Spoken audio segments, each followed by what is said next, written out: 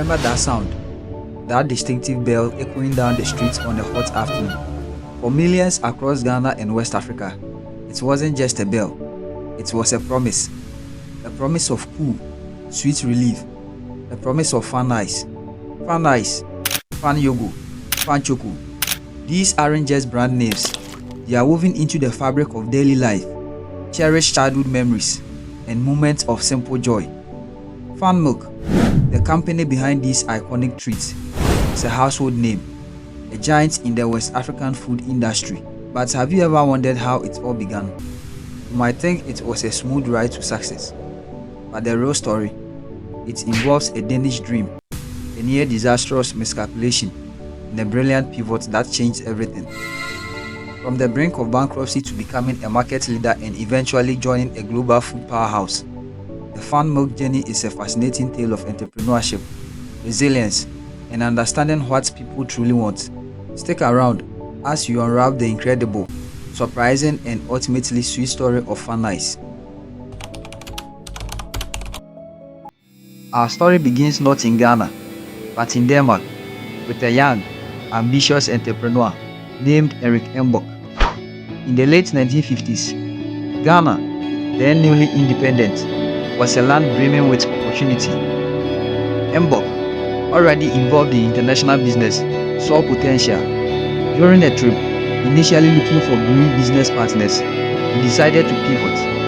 Teaming up with other investors, he established the Ghana Cool Store in December 1959. Just a year later, in 1960, this venture evolved into the Ghana Milk Company Limited.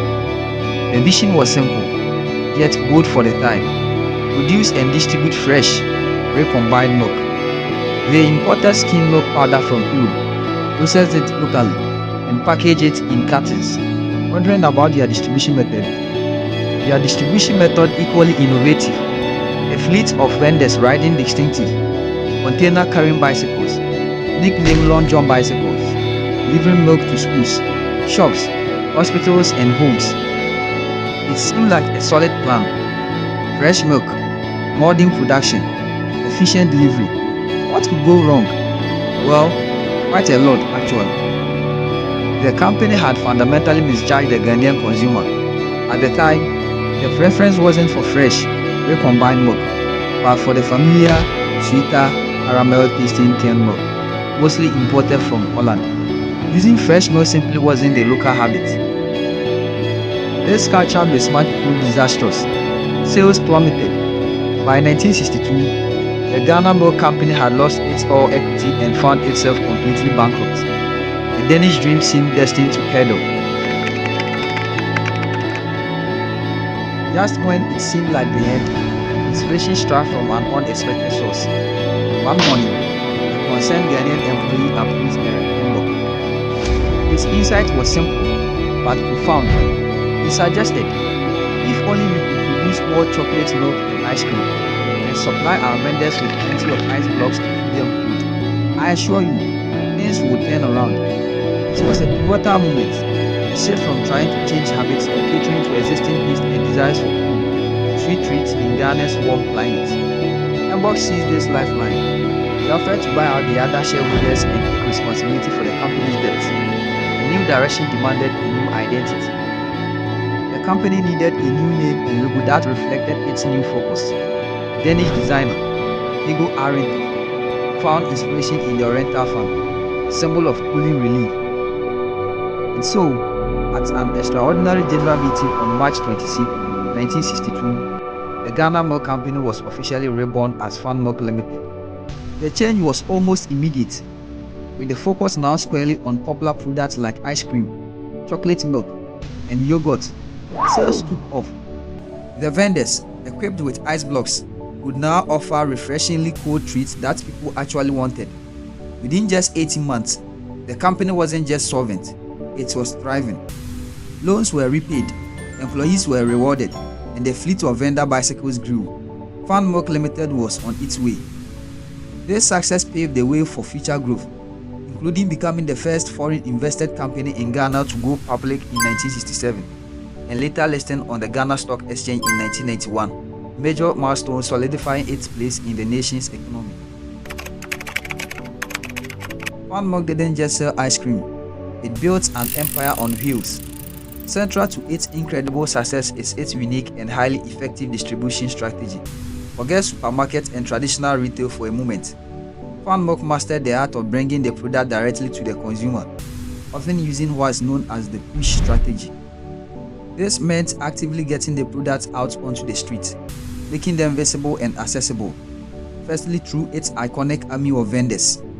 Those Long John bicycles we mentioned earlier, they became synonymous with FanMilk brand. These weren't just transports, they were mobile points of sale, instantly recognizable. Over the decades, the methods evolved, but the core principle remained: a vast network of vendors, equipped with coolers or carts, ensuring that a refreshing FanMilk treat was almost always within reach, whether you were at school, work, or just walking down the street. This direct-to-consumer model was crucial in building brand loyalty and achieving deep market penetration, especially in areas traditional retail might not easily reach. And what were they selling?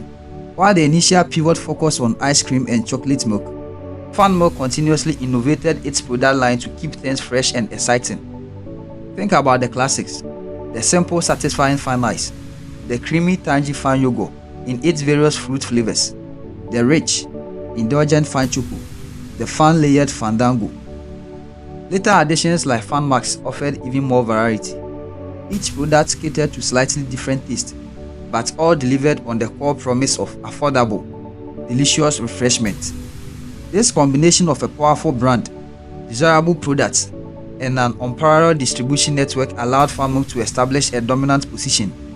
For years, it's held a near monopoly in Ghana's ice cream and yogurt market. But the ambition didn't stop at Ghana's borders.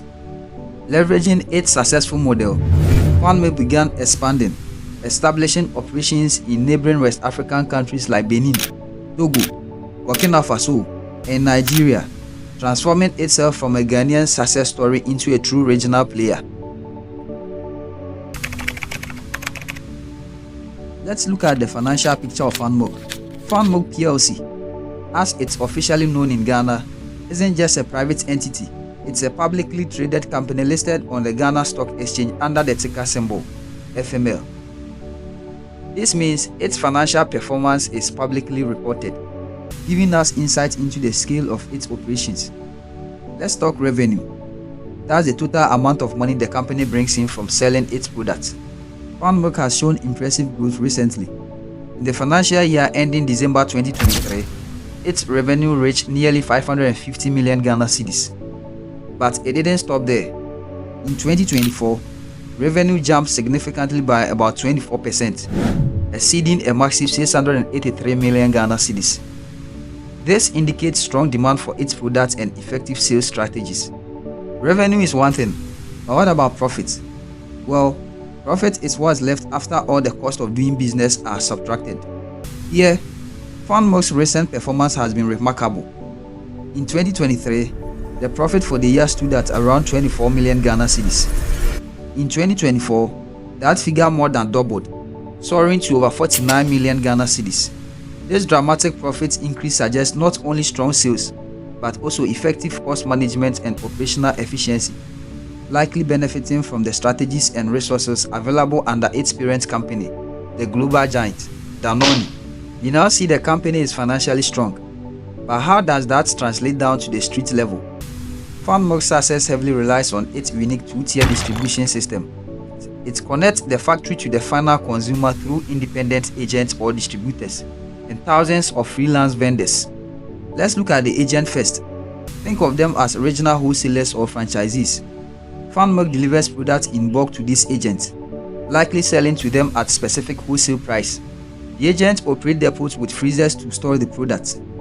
Their main job, besides storage, is managing their network of vendors and providing them with the necessary assets, like the branded bicycles and pushcarts, which FanMilk supplies via the agent. How do the agents also make money?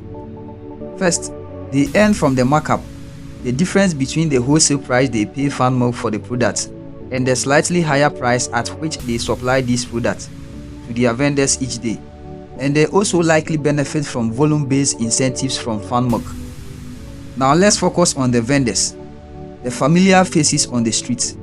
These individuals are essentially micro-entrepreneurs operating as freelancers. Each morning, they go to their agent's depot and receive a quantity of products, FanYogo, FanChoco, FanIce, on credit. They load up their bike or pushcart and spend the day selling directly to customers at the established retail price. At the end of the day, they return to the agent, give back any unsold items, and pay the agent for the product they did sell, based on the price set by the agent. So how do vendors earn their income? It's simple. They keep the margin. That is, the difference between the retail price they collected from customers and the amount they owe back to the agent for those sold items. Their daily earnings depend entirely on how much they manage to sell. While it can be a challenging job requiring long hours, this system provides an accessible entrepreneurial opportunity for thousands.